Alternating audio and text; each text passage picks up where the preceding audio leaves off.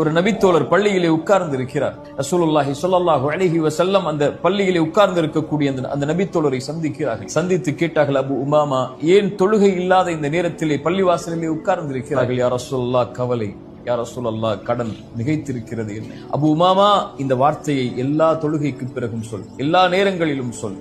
அல்லாஹும்ம இன்னி அஊது பிக, யா அல்லாஹ், பாதுகாப்பை தேடுகிறேன். மினல் ஹம்மி வல் ஹஸன், துக்கத்திலிருந்தும் கவலைகளிலிருந்தும். வஅஊது பிக மினல் அஜ்ஸி வல் கஸல், யா அல்லாஹ், சோம்பேறித்தனத்திலிருந்தும் ஏழாமையிலிருந்தும் என்னை பாதுகாத்துக் கொள். வஅஊது பிக மினல் ஜுப்னி வல் புഖல், யா அல்லாஹ், கஞ்சத்தனத்திலிருந்தும் யா அல்லாஹ் கோழைத்தனத்திலிருந்தும். வஅஊது பிக மின் கலபத்தித் தைனி வ கஹ்ரிர் ரிஜால், யா அல்லாஹ், கடனிலிருந்தும் அதன் காரணமாக மக்கள் என்னை மிகைப்பதிலிருந்தும் என்னை பாதுகாத்துக் கொள் என்று அல்லாஹ்விடத்திலே கேள் அபு உமாமா, அல்லாஹ் நீக்குவான். அபு உமா சொன்னார்கள், நான் கேட்டேன், அல்லாஹ் என்னை நீக்கினான். கேட்டீர்களா?